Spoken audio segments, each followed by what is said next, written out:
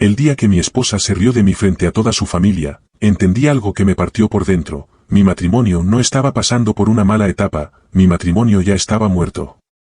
Me llamo Daniel, tengo 30 años, y durante mucho tiempo creí que el amor era como una casa bien construida. Pensaba que, si dos personas levantaban sus cimientos con paciencia, respeto y sacrificio, nada podía derrumbarlas. Eso creí durante 8 años de matrimonio con Alicia. Creí que éramos un equipo. Creí que las noches difíciles, las cuentas atrasadas, los turnos dobles y las cenas pobres nos habían hecho más fuertes. Hubo una época en la que dormimos durante meses en un colchón inflable porque no podíamos comprar una cama decente. Hubo semanas en las que cenamos sopa instantánea y pan tostado, fingiendo que no nos dolía estar tan justos de dinero. Hubo discusiones largas, de esas que empezaban después de la cena y terminaban cuando el sol ya estaba saliendo sobre Albuquerque. Pero incluso entonces, yo pensaba que Alicia y yo estábamos del mismo lado. Una vez olvidé nuestro aniversario porque estaba trabajando turnos dobles en un almacén cerca de la avenida Kors. Llegué agotado, esperando una pelea, pero Alicia me abrazó por la espalda y me dijo al oído, «Somos un equipo, Daniel. Pase lo que pase, no lo olvides». Durante años, esas palabras fueron mi refugio. Alicia era intensa, inteligente, fuerte, de esas mujeres que llenan una habitación con solo empezar a hablar. Tenía opiniones sobre todo y nunca fingía lo contrario. Yo era diferente. Más tranquilo. Más paciente. De los que escuchan antes de responder. De los que arreglan cosas en silencio. De los que prefieren la estabilidad antes que el drama. Alicia solía decir que yo era su roca, que yo la mantenía firme cuando su cabeza se llenaba de problemas. Al principio, esa frase me hacía sentir orgulloso. Con el tiempo entendí que también significaba otra cosa. Para ella, yo era tan constante, tan seguro y tan disponible, que empezó a verme como algo garantizado. Como una pared. Como un mueble. Como una parte más de la casa. Y cuando alguien empieza a verte así, deja de cuidarte. Nadie te prepara para el momento en que la persona que amas empieza a tratarte como si fueras ruido de fondo. No pasa de golpe. No llega con una confesión dramática ni con una pelea enorme. Llega despacio, como humedad entrando por una pared. Primero notas que sus ojos se van a otra parte cuando hablas. Después aparecen los suspiros. Esos suspiros cansados que ya ni intenta esconder cuando preguntas cómo estuvo su día. Luego dejan de importar los pequeños gestos. Prepararle café por la mañana. Arreglar la cerradura de la puerta trasera. Cargar las bolsas del supermercado mientras ella revisa el teléfono. Organizar las cuentas de la casa para que nada se atrase. Todo eso empezó a volverse invisible. Yo me decía que Alicia estaba cansada. Que el trabajo la tenía estresada. Que todos los matrimonios pasan por temporadas frías.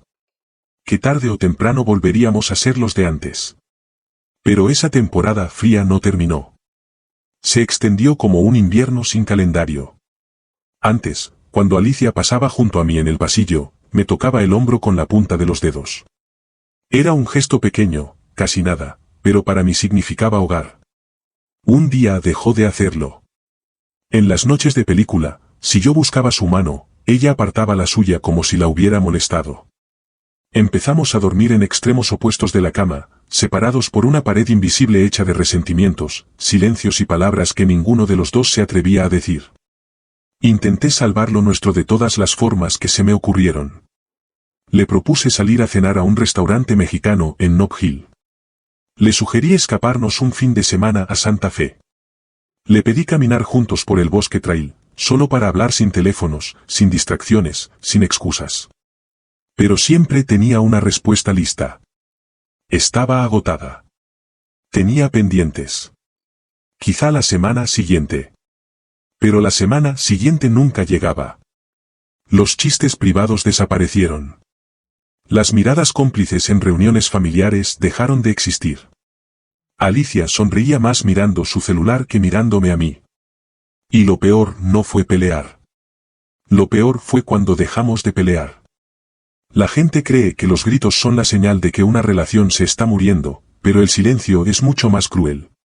El silencio no rompe platos. No golpea puertas. No deja marcas visibles. Solo va vaciando la casa poco a poco, hasta convertir a dos personas en fantasmas que comparten recibos, techo y apellido. Nuestra casa, donde antes bailábamos descalzos en la cocina con las ventanas abiertas, empezó a sentirse como un lugar prestado. Después llegaron las sonrisas burlonas. Al principio eran rápidas, casi imperceptibles. Yo decía algo que a ella le parecía tonto, y Alicia giraba los ojos o apretaba los labios, como si estuviera escuchando a alguien que debía soportar por obligación. Eso dolía más que un insulto directo, porque no necesitaba levantar la voz para hacerme sentir pequeño.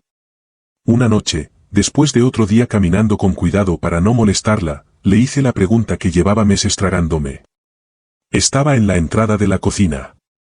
Ella revisaba su teléfono. Respiré hondo y dije, Alicia, ¿todavía eres feliz conmigo, con nosotros? Ella no respondió de inmediato.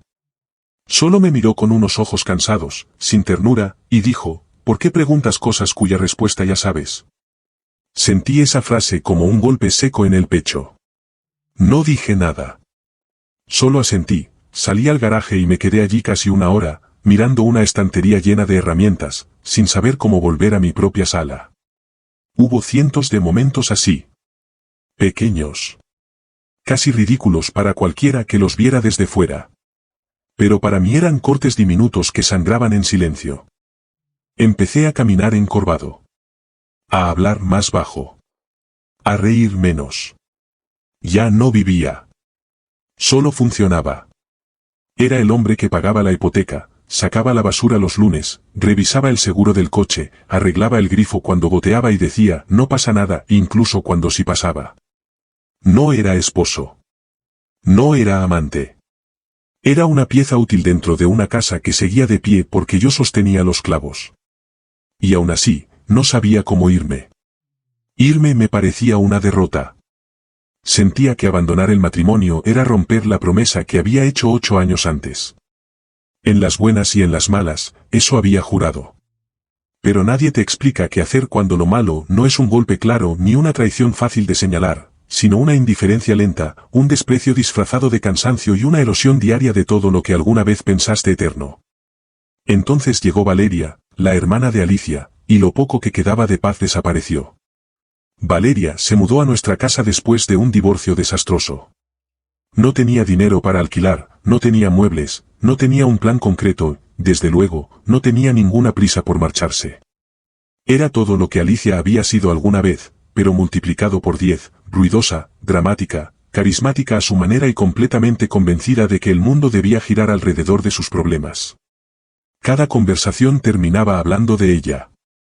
Cada desayuno, cada cena y cada descanso frente al televisor se convertían en un capítulo de su propia telenovela personal.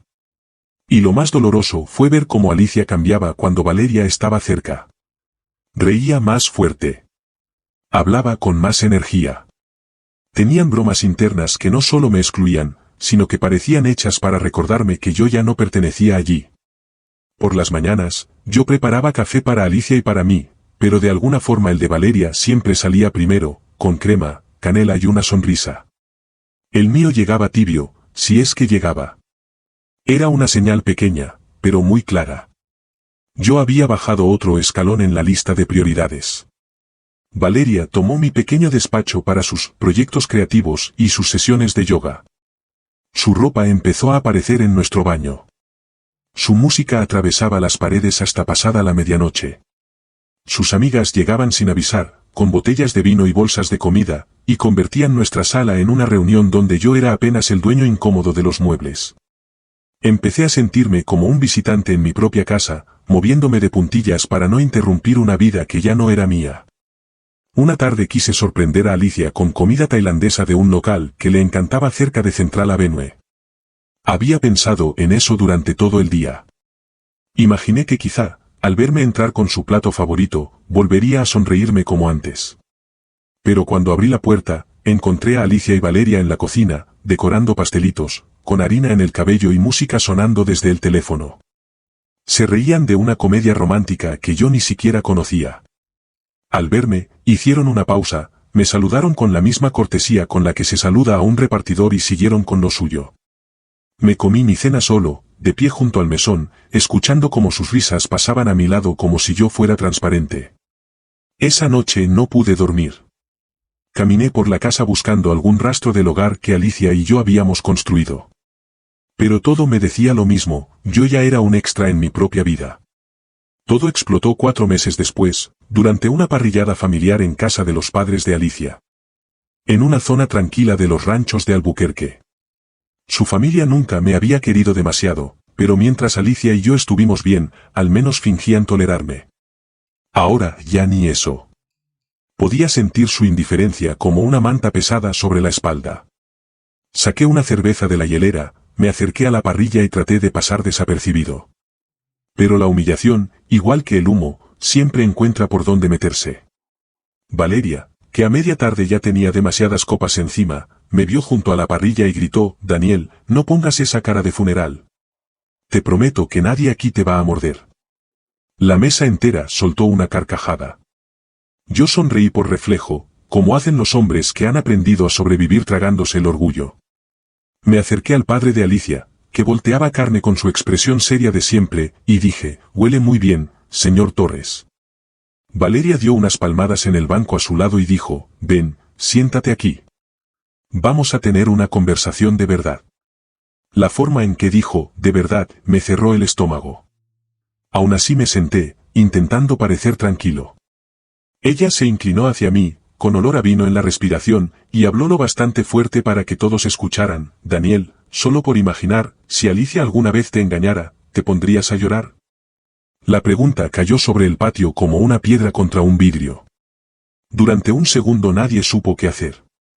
Luego llegaron las risas. Primos, tíos, amigos de la familia, gente que me había saludado durante años en cumpleaños y navidades, todos riéndose como si acabaran de escuchar el mejor chiste del verano. Me quedé con la cerveza en la mano, sintiendo cómo me ardía la cara. Alguien gritó desde el otro lado del patio: «A lo mejor ya lo hizo y él ni se enteró». Otra voz añadió: «¿Y qué pasó con ese entrenador del gimnasio? Ese sí parecía atento». Las risas crecieron, crueles y redondas. Yo miré a Alicia, esperando que hiciera algo. Una palabra. Un gesto. Cualquier señal de que todavía existía una parte de ella que me respetaba. Estaba sentada en una silla de jardín, con una copa de vino blanco en la mano. Y durante un instante, vi una sonrisa pequeña en su boca. No era vergüenza. No era enojo. Era diversión. Como si mi incomodidad fuera exactamente el espectáculo que necesitaba para sentirse viva. Entonces Alicia levantó la voz y dijo, con una claridad que me rompió por dentro: «Bueno, tampoco es que él sea una maravilla en la cama». Aquello desató una carcajada todavía más fuerte. Algunos se doblaban sobre la mesa. Otros se limpiaban lágrimas de los ojos. Yo sentí que algo frío me atravesaba el pecho. Ya no era vergüenza. Era algo más limpio y más terrible. Era claridad. Me puse de pie despacio, dejé la cerveza sobre la mesa y miré alrededor. Todas esas personas a las que durante 8 años había llamado familia se estaban divirtiendo a costa de mi dignidad. El padre de Alicia se reía detrás de la parrilla. Su madre intentaba cubrirse la boca. Valeria parecía orgullosa de su obra. Y Alicia, mi esposa, acababa de unirse a ellos. Entonces dije en voz baja: «Mensaje recibido». No grité. No insulté a nadie. Pero todos me escucharon. La risa murió de golpe. Valeria dejó de sonreír. Alicia bajó la copa. Durante unos segundos, lo único que se oyó fue la carne chisporroteando sobre las brasas. Caminé hacia la puerta lateral del jardín con pasos lentos, controlados, como si por fin supiera exactamente hacia dónde iba. La madre de Alicia dijo detrás de mí: «Daniel, cariño, ¿a dónde vas?». Me detuve con la mano en el pestillo, giré apenas la cabeza y respondí: «Gracias por la hospitalidad, señora Torres. Que disfruten el resto de la tarde». Luego abrí la puerta y seguí caminando. Dejé atrás las risas nerviosas, los murmullos y el silencio incómodo que reemplazó su diversión. Caminé varias calles hasta donde había dejado mi coche. Y mientras caminaba, por primera vez en muchos meses, mi mente estaba clara. Me habían mostrado exactamente lo que yo significaba para ellos. No era familia. Ni siquiera era amigo. Era entretenimiento. Era el hombre útil al que podían ridiculizar cuando necesitaban sentirse superiores. Esa noche, mientras Alicia seguía en casa de sus padres, quizá repitiendo con ellos cada detalle gracioso de mi humillación, tomé una decisión que llevaba meses creciendo dentro de mí. No iba a quedarme para el siguiente capítulo. A las 4:10 de la madrugada abrí los ojos con una calma que no reconocía. Me moví por la casa como una sombra. Metí en 2 bolsas grandes la ropa que necesitaba, mi portátil, documentos importantes, una caja con efectivo que había guardado para emergencias y algunas fotos viejas que no pude dejar atrás. En la cocina dejé una nota breve: espero que la broma haya valido la pena. Debajo puse los papeles del divorcio que había preparado 3 semanas antes, cuando por fin acepté que mi matrimonio ya estaba muerto. Antes del amanecer salí del camino de entrada por última vez. Conduje hacia las montañas Sandía y luego seguí por carreteras secundarias que había estudiado durante noches de insomnio, hasta llegar a una cabaña que alquilé por internet con una tarjeta prepago. El dueño era Harold, un viudo mayor que anunciaba su propiedad con una frase simple: privacidad garantizada, sin preguntas.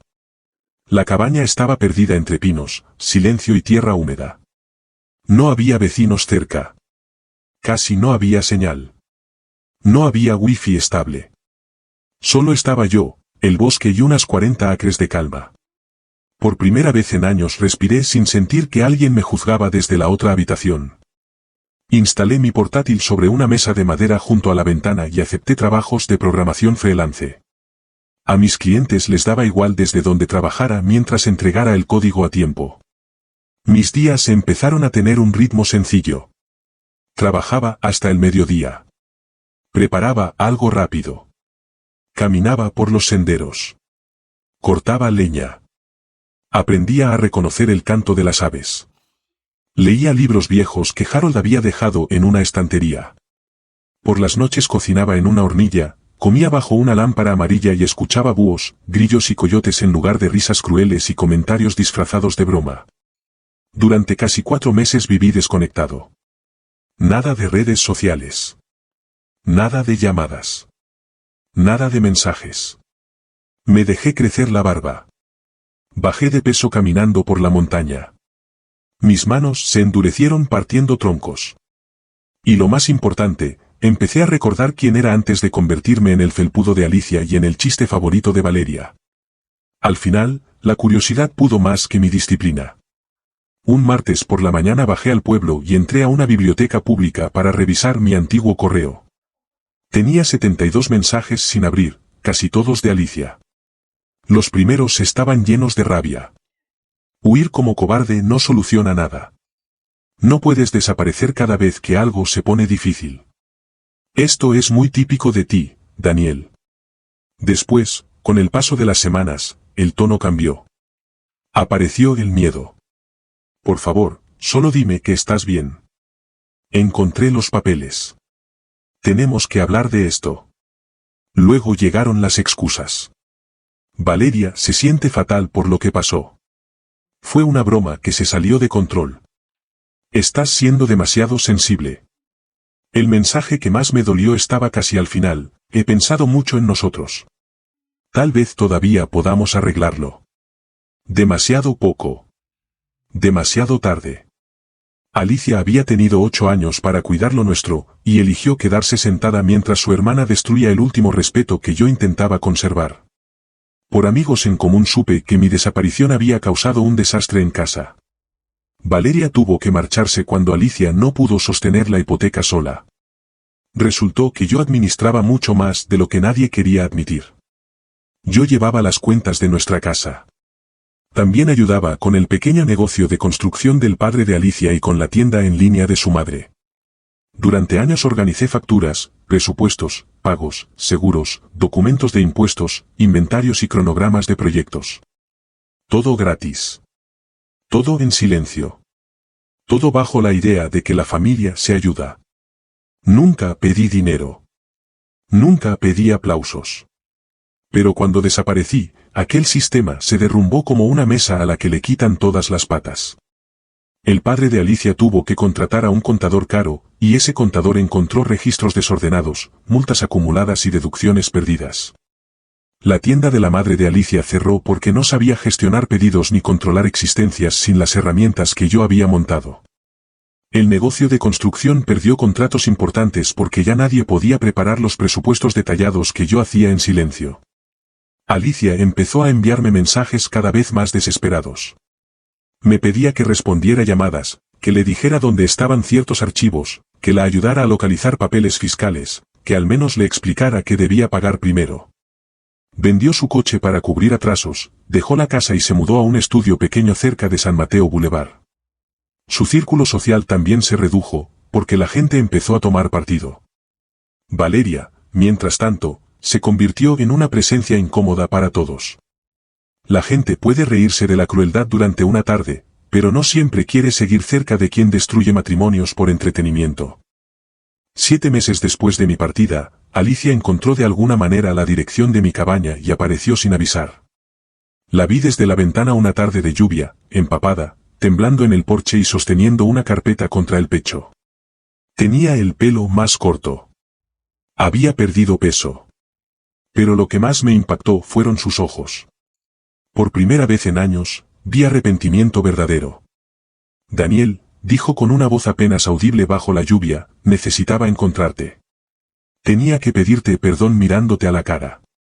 Tenía que decirte que soy responsable de haber destruido lo mejor que tenía. Me tendió la carpeta con manos temblorosas.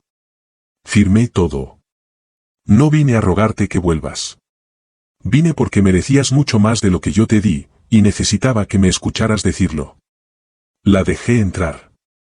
Preparé café. La escuché. Alicia admitió que se había dejado arrastrar por la influencia venenosa de Valeria. Dijo que empezó a verme como alguien aburrido y predecible, en lugar de entender que yo era estable y leal. Dijo que lo de la parrillada fue su punto más bajo. Que verme irme con tanta calma, mientras ella estaba allí sonriendo, la obligó a mirarse por primera vez sin excusas. Pasé 8 años con un hombre que habría movido montañas por mí, dijo llorando, y lo tiré todo porque pensé que el amor tranquilo era poca cosa. Creí que merecía emoción, drama, algo más brillante. Confundí la lealtad con aburrimiento. La escuché sin interrumpirla. Después le dije, con la misma calma con la que había salido de aquel patio, Alicia, pedir perdón importa, pero no borra el daño. Tú no me heriste solo ese día. Ese día simplemente me mostraste, delante de todos, lo poco que yo llevaba significando para ti durante mucho tiempo. Ella asintió. Entendió que no recibiría la absolución que quizá esperaba. Hablamos casi 3 horas sobre lo que falló, sobre cómo ambos cambiamos y sobre lo que cada uno permitió. Cuando la lluvia se detuvo, se puso de pie para irse. En la puerta me dijo, sé que quizá nunca me perdones.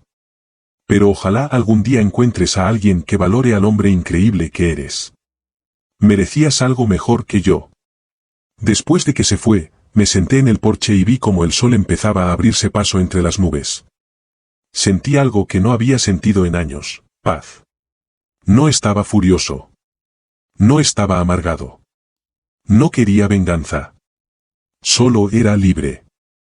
1 año después sigo viviendo en estas montañas. Sigo trabajando en remoto. Sigo cortando mi propia leña. Empecé a salir con Elena, una guardabosques que trabaja en rutas de conservación cerca del Bosque Nacional Cíbola y que, por alguna razón hermosa, considera atractiva mi forma tranquila de ser. Caminamos durante horas. Cocinamos comidas simples. Hablamos sin que yo tenga que competir por atención o aprobación. Elena conoce toda la historia. La escuchó sin juzgarme y un día me dijo algo que me abrió los ojos, tú no estabas casado solo con Alicia. Estabas casado con toda su familia tóxica. Al dejarla a ella, también los dejaste a todos. Tenía razón. Yo no era solo Daniel el esposo. Era Daniel el contador de la familia. Daniel el hombre útil. Daniel el que nunca se quejaba. Daniel el blanco de bromas. Daniel el trabajador silencioso sobre el que todos descargaban sus problemas. Mi identidad se había ido perdiendo dentro de su caos, y por eso tardé tanto en encontrar el valor para irme. Con el tiempo supe que la familia de Alicia también empezó a romperse por dentro. Aquella parrillada dejó al descubierto algo muy feo, su facilidad para unirse contra alguien y destruirlo por diversión. Algunos empezaron a sentir vergüenza. Otros discutieron sobre quién había tenido la culpa. Alicia terminó defendiendo mi nombre frente a los mismos que se habían reído de mí, y eso la obligó a aceptar su propia culpa. También empezó terapia. Según me contó, entendió que ver cómo humillan a alguien a quien dices amar y no hacer nada también es una forma de crueldad. Nunca supe si Alicia realmente tuvo algo con aquel entrenador del gimnasio. Y, al final, comprendí que no importaba. La traición ya estaba demostrada.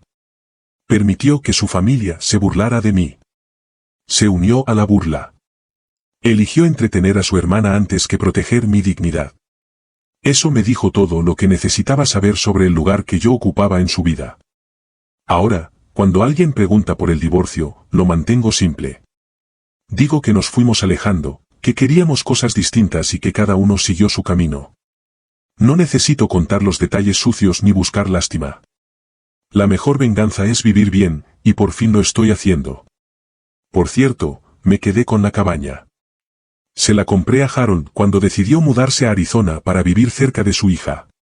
Ahora, es mi hogar permanente. Un lugar seguro donde nadie me trata como un chiste. Aquí la única opinión que necesito respetar primero es la mía. Y la única aprobación que busco cada mañana es la del hombre que veo en el espejo. A veces vuelvo a pensar en aquella tarde en los ranchos, en la cerveza sobre la mesa, en las risas deteniéndose cuando dije mensaje recibido. Curiosamente, ya no recuerdo ese día solo como el peor de mi vida. Lo recuerdo como el día en que dejé de negociar con mi propia dignidad. Valeria quiso hacerme pequeño delante de todos, pero me hizo ver mi tamaño real. Alicia quiso reírse de mí para sentirse superior, pero terminó mostrándome la puerta de salida. Su familia quiso convertirme en un chiste, y sin saberlo me entregó el regalo más grande, la certeza de que yo valía mucho más que su aprobación. Mirando atrás, también reconozco mi parte. Permití demasiado. Callé demasiado. Confundí ser útil con ser querido. Creí que su tolerancia era aceptación, cuando en realidad solo era conveniencia. Pensé que aguantar lo injusto era una prueba de amor, cuando muchas veces solo es miedo con otro nombre. Así que esta es mi historia. Una parrillada familiar se convirtió en la chispa que encendió la mejor decisión de mi vida. A veces el día que más te humilla es también el día que te despierta. A veces la gente que intenta romperte termina mostrándote el camino para escapar. Y a veces lo único que tienes que hacer es abrir una puerta lateral, cruzarla sin mirar atrás y seguir caminando hasta encontrar el lugar donde, por fin, vuelves a pertenecer.